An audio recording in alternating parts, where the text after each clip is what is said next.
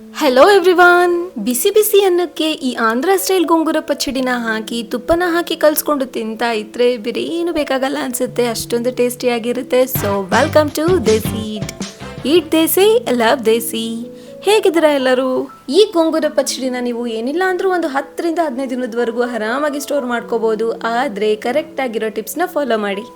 ಮೊದಲಿಗೆ ಒಂದು ಪ್ಯಾನ್ಗೆ ಒಂದು 10-12 ಬೆಳ್ಳುಳ್ಳಿ, ಸ್ಮಾಲ್ ಸೈಜ್ ಒಂದು ಈರುಳ್ಳಿ, ಹಾಗೆ ಒಂದು 12 ಹಸಿಮೆಣಸಿನಕಾಯಿನ ಹಾಕಿ ಸ್ವಲ್ಪ ಎಣ್ಣೆನ ಹಾಕೊಂಡು ಫ್ರೈ ಮಾಡ್ಕೊಳ್ಳಿ. ಹಸಿಮೆಣಸಿನಕಾಯಿನ ನೀವು ಹೆಚ್ಚು ಹಾಗೆ ಕಡಿಮೆ ಮಾಡ್ಕೋಬಹುದು, ಆದ್ರೆ ಸ್ವಲ್ಪ ಸ್ಪೈಸಿ ಆಗಿದ್ರೆ ಚಟ್ನಿ ತುಂಬಾ ಚೆನ್ನಾಗಿರುತ್ತೆ. ನೆಕ್ಸ್ಟ್ ಅದೇ ಪ್ಯಾನ್ಗೆ ಸ್ವಲ್ಪ ಎಣ್ಣೆನ ಹಾಕಿ ಒಂದು 3 ಸ್ಮಾಲ್ ಸೈಜ್ ಟೊಮೆಟೋಸ್ ನ ತಗೊಂಡಿದ್ದೀನಿ.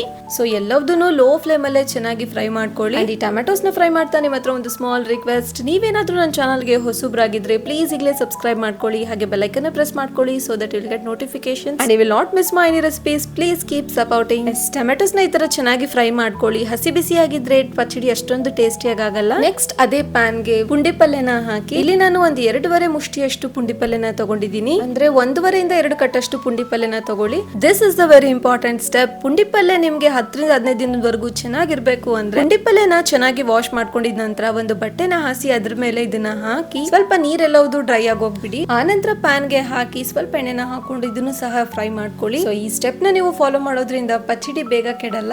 ಪುಂಡಿ ಪಲ್ಯ ಸಹ ಬೆಂದಿದೆ. ಈಗ ಫ್ರೈ ಮಾಡ್ಕೊಂಡಿರೋದೆಲ್ಲದನ್ನು ಇದಕ್ಕೆ ಆಡ್ ಮಾಡಿ 1 ಸ್ಪೂನ್ ಅಷ್ಟು ಜೀರಿಗೆ ಹಾಗೆ ರುಚಿಗೆ ತಕ್ಕಷ್ಟು ಉಪ್ಪನ್ನ ಆಡ್ ಮಾಡ್ಕೊಳ್ಳಿ. ಅಪ್ರಾಕ್ಸ್ ಆಗಿ 1-1.5 ಸ್ಪೂನ್ ಅಷ್ಟು ಉಪ್ಪು ಇಡಿಸುತ್ತೆ ಇದಕ್ಕೆ. ಸೊ ಈಗ ಇದನ್ನ ಕುಟ್ಟೋಕಲ್ಗೆ ಹಾಕಿ ರುಬ್ಕೊಳ್ಳಿ, ಅಥವಾ ಮಿಕ್ಸಿ ಜಾರ್ಗೆ ಹಾಕಿ ಪರ್ಲ್ಸ್ ಮೋಡ್ ಅಲ್ಲಿ ಗ್ರೈಂಡ್ ಮಾಡ್ಕೊಳ್ಳಿ. ತುಂಬಾ ಓವರ್ ಆಗಿ ಸ್ಮೂತ್ ಪೇಸ್ಟ್ ತರ ಮಾಡ್ಕೊಳಕ್ ಹೋಗ್ಬೇಡಿ, ಸ್ವಲ್ಪ ತರಿಯಾಗೇ ಇರ್ಲಿ. ನೆಕ್ಸ್ಟ್ ಈಗ ಇದಕ್ಕೆ ಒಗ್ಗರಣೆನ ಹಾಕೊಳ್ಳೋಣ. ಎಣ್ಣೆ ಸ್ವಲ್ಪ ಜಾಸ್ತಿ ಹಾಕೋದ್ರಿಂದ ಟೇಸ್ಟ್ ತುಂಬಾ ಚೆನ್ನಾಗಿರುತ್ತೆ, ಹಾಗೆ ಬೇಗ ಕೆಡಲ್ಲ.